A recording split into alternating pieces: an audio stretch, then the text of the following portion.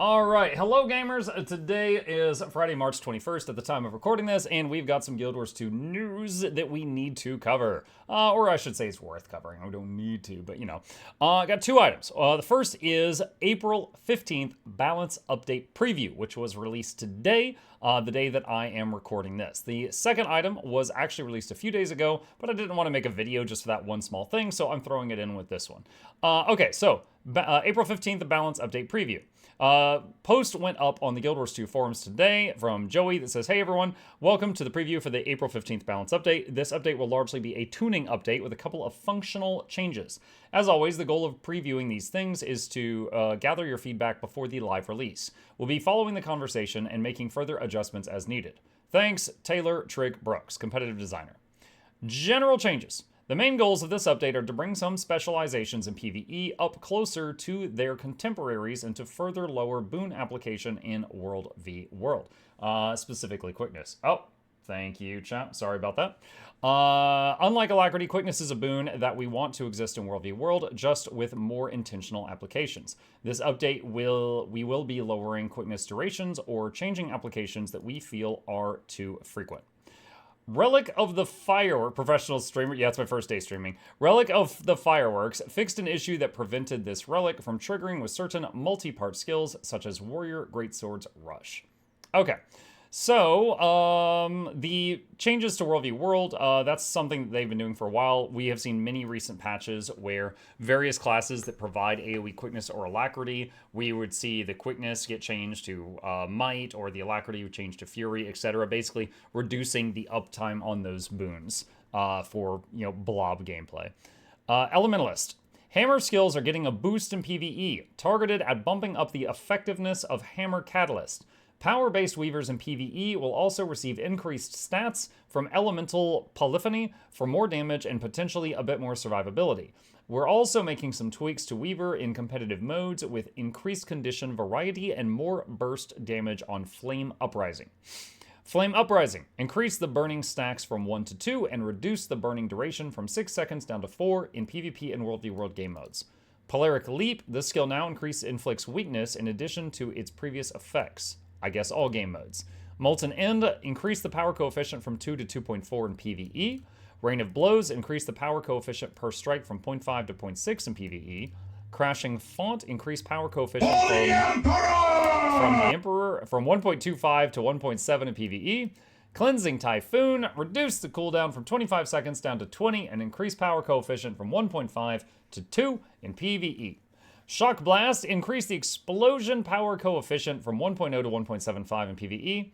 Ground Pound, increase the power coefficient from 2.0 to 2.4 in PvE.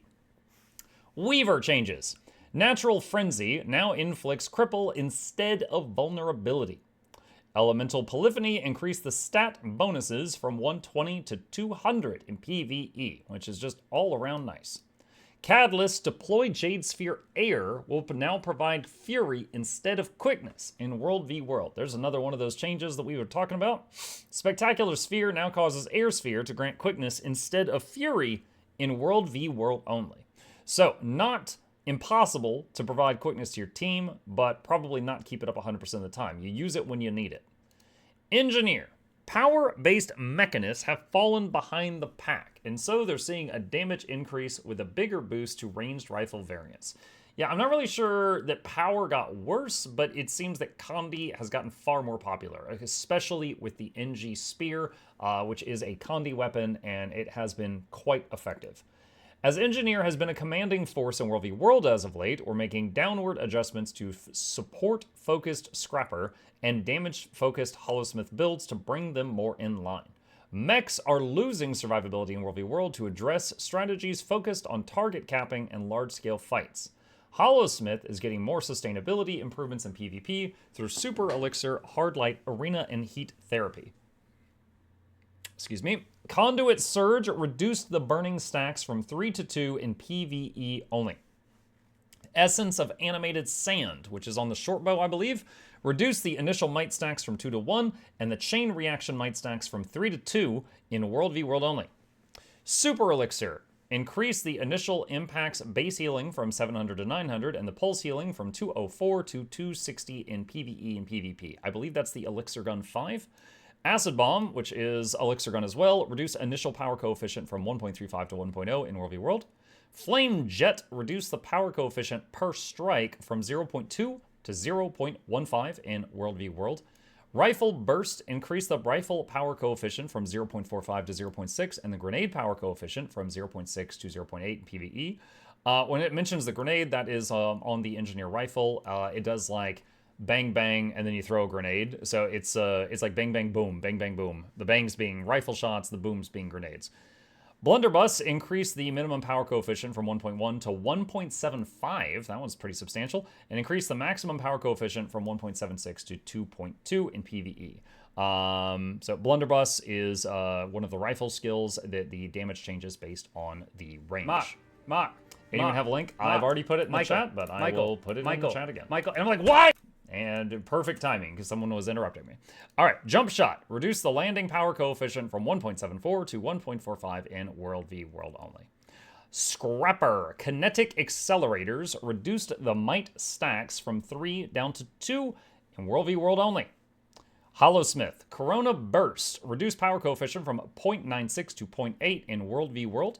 Hardlight Arena. Reduced the cooldown from 45 seconds to 35 in PvE and PvP. Prime Light Beam, reduce the field power coefficient from 0.5 to 0.4 in World v. World only. Heat Therapy, increase base healing from 34 to 39 in PvP. Mechanist, Jade Energy Shot, increase the power coefficient from 0.35 to 0.42 in PvE only. Force Signet, increase the passive strike damage increase from a 10% bonus to 15% in PvE only. Reduced the Jade Mech stat inheritance by 50% for toughness and vitality, and by 20% for all other stats in World v. World only. Ouch! So that's rough, buddy. So yeah, it's going to be a little worse in every way possible in World v. World. The mech itself, I mean. All right, Guardian. This round of PvP Firebrand updates is focused on lowering the duration of Tome Dormancy to increase potential synergy with the Virtue Straight Line. The 5th pistol skill, Jurisdiction, is also receiving a functional rework to improve its usability. Its casting time will now be constant and it no longer has to be reactivated to get the full value from it. Jurisdiction. The skill's functionality has been reworked. This skill can no longer be reactivated, and it will now fire at a constant rate of 0.85 seconds. This skill's projectile now always hits the first target struck, and its radius is always 180. This skill now stuns enemies instead of knocking them back, increasing the burning stacks from 3 to 5 in PvE only. Reduced the cooldown from 25 seconds down to 20 in PvP and World v. World. All right. Firebrand's Home of Justice changes. Reduce the dormant duration from 30 seconds to 20 in PvE and PvP. Tome of Resolve, reduce dormant duration from 50 seconds to 30 in PvE and PvP. Tome of Courage, reduce the dormant duration from 75 seconds to 45 seconds in PvE and PvP. Chapter 3, Valiant Bulwark, reduce the page cost from 2 to 1 in PvP. Chapter 4, Stalwart Stand, reduce the page cost from 2 to 1 in PvP. Overwhelming Celerity, reduce the quickness duration from 4 seconds to 2.5 in World v. World. So yet another change at reducing quickness uptime for World v. World blobs. Stalwart Speed, increase the quickness duration from 1 second to 1.5 seconds and increase the internal cooldown from 7 seconds to 14 in World v. World only. Willbender, Tyrant's Momentum, reduce the condition damage bonus from 5% to 4% in PvE. Mesmer changes. In PvE, power-based Chronomancer's Phantasm damage will be more potent, and Greatsword is also seeing increases to potentially becoming a more appealing option. We're also tweaking how Illusionary Membrane functions so that it is easier to play around for condition-focused builds. Illusionary Membrane, this trait will no longer cause Chaos Auras to increase condition damage, and now grants a bonus to Condi damage when you gain Chaos Aura, similar to Tempestuous Aria.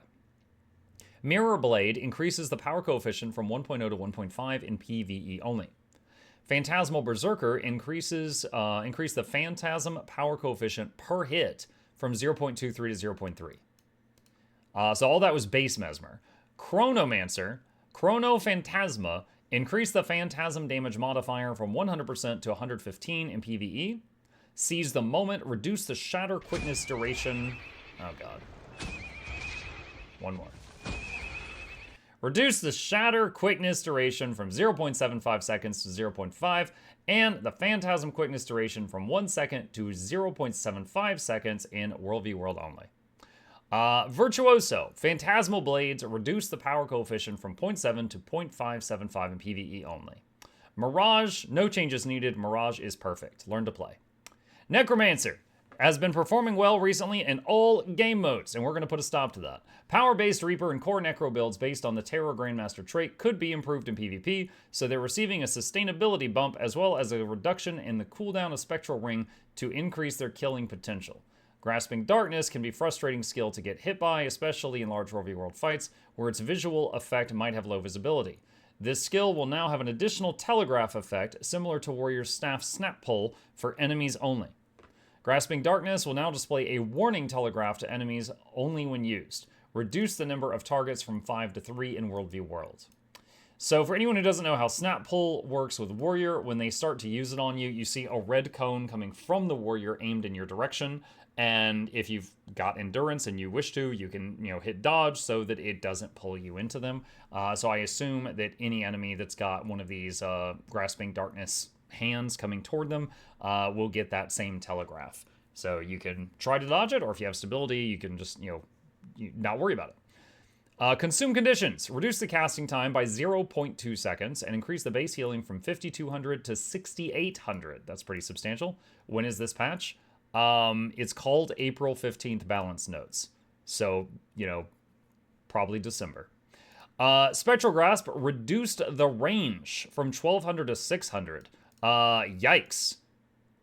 That's substantial. Okay. Wow. All right. And I guess that's just all game modes. I'm actually, that's going to, that's actually going to impact some PvE fights. Like one of the most common places you see Spectral Grasp used is like the Bone Skinner pugs. You use that to pull the ads in. I don't even know if this is going to reach the ads now, unless you run like halfway to them. That is, before it would literally hit the whole room. Like if you used it on Bone Skinner, it would pull all the ads from all over the room in. Now, I don't think that's going to work. Spectral Ring, reduce the cooldown from 40 seconds to 30 in PvE and from 40 seconds to 35 in PvP and in World v World. Reaper Soul Eater, increased healing from 5% to 10% in PvP only. All right. What's that? Steffer upgraded my stream with 4 viewers. Thank you, Steffer. Appreciate that. Ranger. Best class, a handful of Ranger traits are being updated to have unique interactions with some pet families. These traits will all have an effect, especially for those pet families, as well as a generic effect for the player or any pet. As a note, the family-specific portions of these traits do not interact with Soul Beast Beast Mode. Okay. Let's see. Wolf's Onslaught, Falcon's Predator's Ambush. Okay, these first 4 lines are all spear. All right, Wolf's Onslaught, reduce the power coefficient per strike from 1.5 to 1.25, and reduce the follow-up power coefficient from 3.0 to 2.5 in PvE only.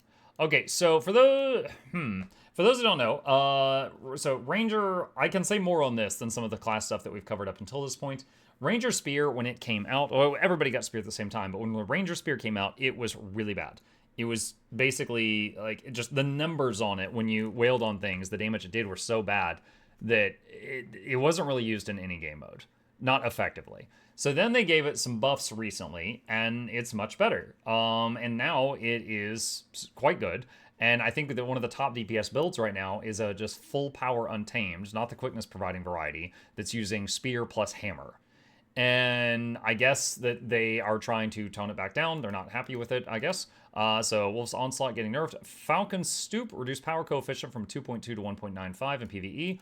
Warclaw's Engage, reduced power coefficient from 3.0 to 2.75 in PvE, I misspoke. Predator's Ambush, reduced power coefficient from 4.0 to 3.67 in PvE. All right, so all Ranger Spear stuff in PvE is nerfed a little bit on the numbers. Stoneform. This trait now grants Might and Fury when activating a signet in addition to its previous effects. Wolf Song is replacing Brutal Seals in Marksmanship. Canine Pet Beast skills additionally will inflict vulnerability and reveal enemies struck. Deal increased damage to vulnerable enemies. That's very interesting. Okay, let me go through the others and I'll come back and I can say more on that. Fang and Claw will replace Spotter in Skirmishing. Feline, Bird, and Drake pets gain additional critical strike chance and critical strike damage. Grant Fury to nearby allies when you use a Beast skill. So Beast skill is when you use your F2. I think I'm on my Ranger right now. Yeah. So Ranger, for non-Ranger mains, any animal will have a few skills that they just use whenever they come off cooldown. This is the auto attack. This has an 8-second cooldown for the cat. This one has a 16-second cooldown for the cat. And then you've got a Beast skill. And that's one you can use on demand, or you can set it to auto-cast. If you're a really new player to the game, you can control right-click something to set it to auto-cast. You see the little arrow going around the border. And some B skills, you just set them to auto-cast and you forget about it. Others you want to use on demand at certain times. But when something says it procs based on a B skill, that means that when you press F2, unless you're an Untamed, then it's a different button, then it will do the thing. So this is saying that when you use a Canine B skill, it'll reveal enemies struck and do vuln. And this one is when you use a B skill for Drake, Bird, or Feline, who grants Fury to nearby allies. Arachnophobia. This trait replaces Taste for Danger in Wilderness Survival. Spider Pets Spit and Devourer Pets Twin Darts additionally inflict torment. You and your pet gain expertise. Okay, Spider and Devour are pets that have ranged attacks. I pretty much never hear about them being used in any game mode. They're both okay, but there's better options. Like, they're not great for almost any game mode, as I said. So this is interesting. I'm wondering if the addition of Torment is going to make a difference at all. At the very least, if you're using it in PvP, it'll be just one more condition that might screw up enemy cleansing. You know, if you immobilize them and then you also throw, like, you know, a bleed, a poison, and a torment on them, and they try to cleanse the immobilize, they might get something else. You know, it could you know, screw with the enemy. So curious how that's going to go. Also, I don't know how much expertise this gives, and I don't know how much increased damage this trait here gives. Allies Aid.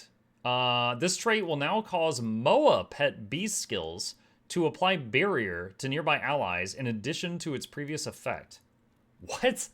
Okay, so Allies Aid is a trait where when you start reviving someone, your pet joins in and revives them with you, and the person is effectively being revived by 2 people, so they get res twice as fast. And it has like a 48-second cooldown, I think, for the pet to be able to help you res somebody else again. Also, I think it does like swiftness and regeneration to the area when it procs. So this is saying that in addition to that, if you have a MOA, that if you hit F2, the MOA will give a shield to nearby allies, which is very interesting. Again, I almost never hear about MOA being used in builds, except there, a while back, there was some power builds with Soul Beast that would stay merged with Red MOA a lot. Other than that, really didn't hear about it in any game mode. So, Barrier on Demand MOA. I'm also curious about the cooldown of some of these. It's like, for example, if you have a... Let me take a look here. So, let's see. This MOA's got a 20-second cooldown skill. That's 20, that's 20, that's 25, that's 25, that's 20. Okay, so 20 is the shortest one. So, assuming the internal cooldown of this barrier is 20 seconds or greater, then you could use it... or is it 20 seconds or less, then you could use it every time you use these skills. So, very interesting. I mean, almost any game mode, you could certainly use a barrier on demand. You know, PvP, World v World, or, you know, PvE, something like that. So, it's just a question of, do you lose much by bringing the MOA over something else? Allies Aid is certainly accessible in multiple builds in various game modes. So, have to kind of see the cooldown, see the size of the barrier. Does the barrier scale with healing power? Stuff like that. There's definitely some interesting synergies there. Because at this time, there's not any barrier that's pumped out by rangers, really. The barrier is usually something that is provided by either mechanists or scourges, with some exceptions. So there are some fights where if there's a predictable amount of incoming damage, such as the greens on Veil Guardian slamming your group, your druid might want to run a Moa just so that they can throw up a big shield to make it nice and cozy. So, interesting. Beastly Warden. This trait now grants Ursine and Porcine pets, that's the pigs, I think, increase health and strike damage in addition to its previous effect. So again, I would need to know how much health and strike damage, like 5%, 10, 180, to kind of be able to judge this. But I really like this. I don't know that any of these are going to change the meta. But the fact that they're trying something creative here, I love that. I freaking love that. During my time in World of Warcraft, which was my last MMO, I was not a hunter main, but hunters were, you know, it was like a guy or a gal with a bow and arrow or a gun. They would sit in the back and shoot, and they had a pet. However, their pets each, like every pet had like claw or bite or whatever, and then it always also had a unique ability. Spore bats had a battle res. And then you had like one pet would be, it was a Shale Spider, had Blessing of Kings, and Corehound had Ancient Hysteria, which was Bloodlust. And basically, any unique, weird thing that you might invite someone to a group for, one pet might have that skill. So the hunter kind of became a Swiss Army knife. Like, hey, Billy, our priest couldn't make it tonight, so we don't have the bonus hit point buff. Can you swap to a pet with that? He'd be like, oh, yeah, sure, Bobby. You know, and so, whatever. So you could have them join the group, and in terms of utility, they were a wild card. Yeah, they could fulfill any one role where you were missing something. And it was cool. You know, it was a nice thing, you know, like, oh, the mage couldn't make it, have the hunters, you know, provide the int buff, you know, or whatever. Now, I don't know if I played WoW like, you know, almost a decade ago. I don't know if that's changed, so you don't need to yell at me if that's changed since then, but that's how it was, and I really liked that. And I think this is cool. So I like this, especially that it might breathe some life into some of the pet families that are never used. There's a lot of pets in Guild Wars 2, and you know, it's impossible to have all of these be really good at the same time, right? Like there's one that's the best for CC. There's one that has a pull, right? There's one that has a projectile blocking barrier. There's one that has a fear. Okay, those are cool, but then there's like many that are useless, right? Like the hyena has this cool effect where you summon 2 hyenas instead of 1, so you get 2 pets. You never hear about that though because they do 100 DPS, and the other pets do like 2,000. So it's trash, and it's not usable pretty much anywhere. Unless you're trying to, like, you know, target cap the enemy in World v World, then unleash the hyenas, I guess. But there are better pets for it. So, you know, there are many in here that are just not usable, and I really love the idea of what they're going for. Definitely going to be doing some experimentation once this comes out. No, Windows, stop it. All right, Revenant. Power-based Renegade and Vindicator will both have increased damage in PvE, and Roiling Mist is getting a healing component to boost power-based Revenants in PvP specifically. Shortbow and Legendary Renegade stance are being improved to increase the viability in competitive modes. Bloodbane Path. Increase the power coefficient per strike from 0.45 to 0.5 in PvP and World v World. Spirit Crush. Increase the power coefficient of the initial pulse from 0.5 to 1.25. Substantial. Reduce the power coefficient of the subsequent pulses from 0.5 to 0.25. Oh, they're front loading it. Okay. The total damage of the skill is unchanged. Okay, so it's more damage on the front end. So if people move out of the other part, then it will still get more of its damage off. Charge Miss. Increase the energy gain from 15 to 20 in PvP. Roiling Mist, this trait now converts a percentage of your outgoing critical strike damage into healing in addition to its previous effect. At Muck, the hyena was fun with Rock Dog summon for even more doggo build spam. Yeah, yeah, it's kind of a meme though, but yeah. Herald, Burst of Strength, increase the power coefficient per strike from 1.0 to 1.2 in PvP and World v World. Okay. Renegade. Lasting Legacy, increase the strike damage bonus from 3% to 5% in PvE. Break Razor's Bastion, increase the base barrier when enhanced from 1960 to 2440. Razor Claw's Rage increased the power coefficient from 1.07 to 1.5 in PvP and World v World. Dark Razor's Daring, this skill now grants stability to allies instead of protection. When enhanced, this skill now grants protection to allies in addition to resistance. That is very interesting. Anytime an additional ability in the game, any class, can suddenly give allies stability, that opens a lot of doors. So that is very interesting and something to keep your eyes on if you're a Renegade main. Soul Cleave Summit increased the healing when using another legendary Renegade skill from 1199 to 1439. Vindicator, Forerunner of Death, increased the power coefficient of Death Drop from 3.75 to 4.65 in PvE only. Thief is seeing various small improvements to build components to potentially broaden viable selections. Blinding Powder will once again be an instant skill to make it more fluid while still retaining its stun-breaking capabilities. The second Scepter skill, Shadow Sap, is becoming a blast finisher to allow scepter-wielding thieves to both blast stealth more easily and better utilize certain relics like Relic of Caracosa. Oh, Lord have mercy on the rest of us in PvP. Shadow Sap is now a blast finisher. Falling Spider, reduce the power coefficient from 2.25 to 2.1 and reduce the damage bonus from 25% to 15% in PvE only. Shattering Assault, increase the power coefficient from 1.7 to 2.0 in PvE. Ashen Assault, decrease the bleeding and poison durations from 7 seconds down to 5 in PvE. Backstab, increase the front power coefficient from 0.9 to 1.0 and the back power coefficient from 1.8 to 2.0 in PvP and World v World. Improvisation, increase the cooldown refund from 15% to 25% in PvP and World v World.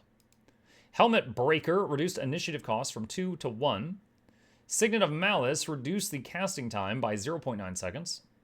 Infiltrator's Signet, reduced the cooldown from 28 seconds to 25 seconds in PvP and World v World. Blinding Powder, this skill is now instant. This skill no longer grants stability. Signets of Power, increase the initiative gain from 2 to 3.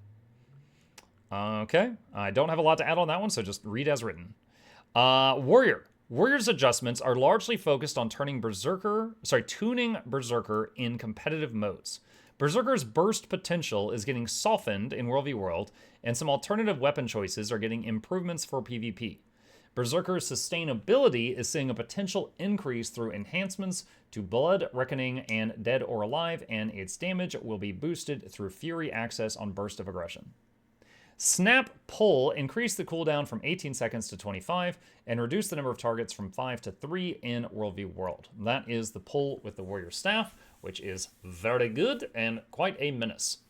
Martial Cadence trait now grants stability instead of quickness in World v World. Berserker's Stance, increase the duration from 4 seconds to 5 seconds. Berserker changes. Arc Divider, reduce the power coefficient from 1.5 to 1.35 in World v World. Slicing Maelstrom, reduce the power coefficient from 1.5 to 1.15 in World v World. Increase the number of boons removed from 2 to 3 in PvE and PvP. Rupturing Smash, increase the power coefficient from 1.3 to 1.45 in PvP. Flaming Flurry, increase the power coefficient per hit from 0.33 to 0.4 in PvP World v World. Blood Reckoning, reduce the cooldown from 25 to 20 seconds. Burst of Aggression, this trait now applies Fury in addition to its previous effects.